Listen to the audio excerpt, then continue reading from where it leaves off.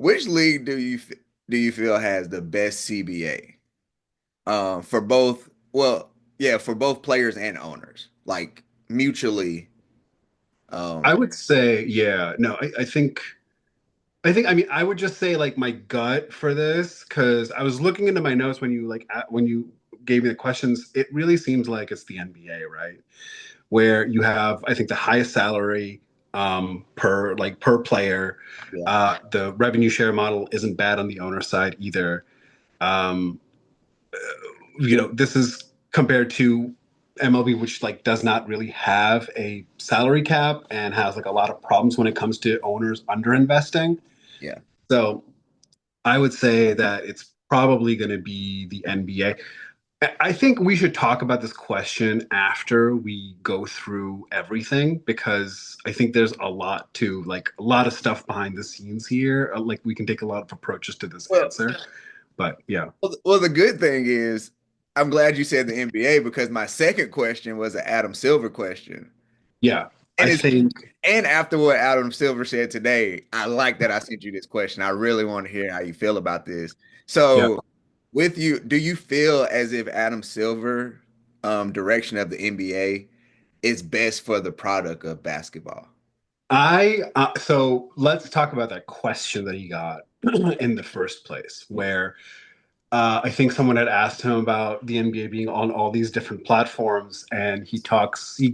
I really think that he was caught off guard because I feel like he's a really prepared guy, and I don't think he was media trained for that answer. Really, that's what happened. And I saw a guy shooting off the hip where he said, "Well, the NBA is a highlight sport." Yeah, And we do have games on broadcast networks. It was something really where it's like, hey, this is a highlight driven sport. So you can go just, if you can't watch all the games, just go watch it on YouTube, yeah. which doesn't seem flippant or anything like that. But it's also like, it's a real reality where my answer to the question, if Adam Silver, honestly, I would say from an owner perspective, this man negotiated a media rights deal that is almost three times what the previous media rights deal was. Yeah. He really just went to the highest bidder on everything. I feel like that's kind of like when he's kind of, I guess, maybe like remembered by like owners. I would say that, yeah, Adam did great for us in that, in that 2026, 2027 like media rights deal. He really locked the NBA up for us as a powerhouse and stuff like that.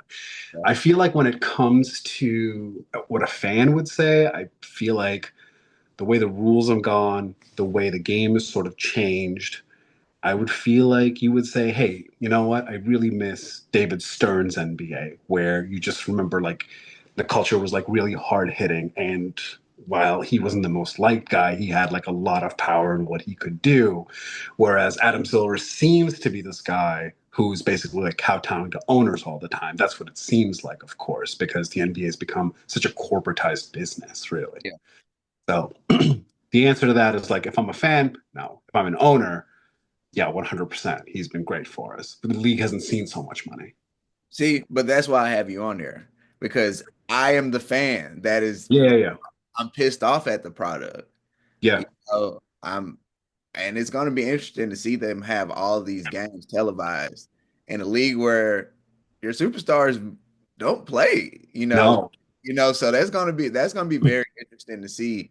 And I've found myself more recently, maybe in my old age, older age, saying David Stern wouldn't stand for shit like this. I Like it's 100% agree. Listen, I'll be honest with you. I don't care. Like as a fan, I'm in total agreement with you. Like if if I say like, hey, listen, do you want to watch October, November basketball? It's like I'm like, no. I really don't want to watch it. I don't know who's playing, who's not playing. I took my son to a Hornets game this season, right? Against like I can't remember the team. And it was against I can't remember anymore. But basically, like it wasn't a game that was worth watching, right?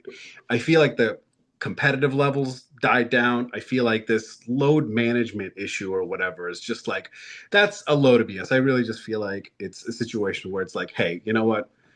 if LeBron doesn't want to play, what am I going to do? What am I going to do? It's True. created this culture where it's just like, you kind of do whatever you want. It's like, oh, I don't feel like playing today. And honestly, it's really sort of hurt the television product. And now I think in the next decade, we have games on what? NBC, Amazon, ESPN, ABC, Peacock. you know, yeah, and Peacock, right? I think it's going to be a situation where like, oh, I don't know where to watch these games. I remember the NBA sort of putting out this message, well, these games are going to be on Monday, and now they're in a battle to educate the public on what days the games are on what platform, right? So I don't know. I feel like it's a lot of money. I don't think the owners care, but they maybe shot themselves in the foot in the relevance game where it's like the game is so diluted across all these platforms Yeah. on a week to week basis. I wouldn't be surprised. You're coming into the new media rights, so you're seeing all these games on Peacock, these games on Amazon. There's games on NBC here, and you would say the ratings have never been lower.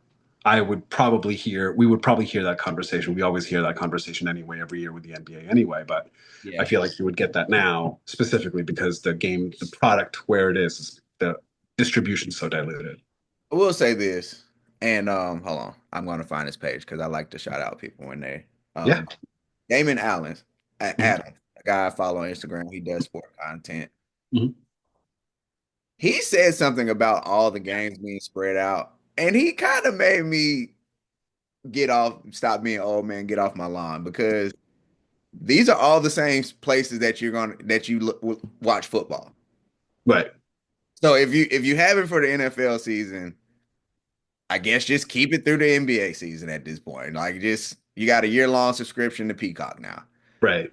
So Yeah. like I that made me feel a little bit better. It's like, maybe I am overreacting. I have all these things for the NFL. But the difference is on Sunday, who's showing up on for your NFL team. You That's know, right. and if they're not playing, they are genuinely hurt. That's Like right. they're hurt. And I'm not and probably something broken. Like we're not talking sprain or bruise. Yeah. So that's the biggest issue, man. And I'm ready to see. Opening night's gonna be big, right? Oh, We know OKC gonna have everybody, Houston gonna have everybody, the Lakers, the Timberwolves, they're gonna show. Let's see that next Tuesday. right.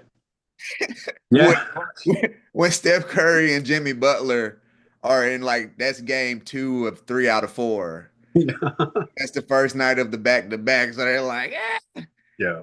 and it goes back to the David Stern would never.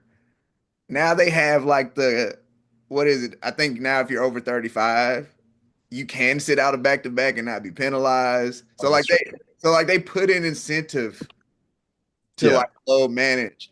And it's just crazy to me because That's Tim Duncan was still playing 75 games, guys. right. That's right. It's That's like they took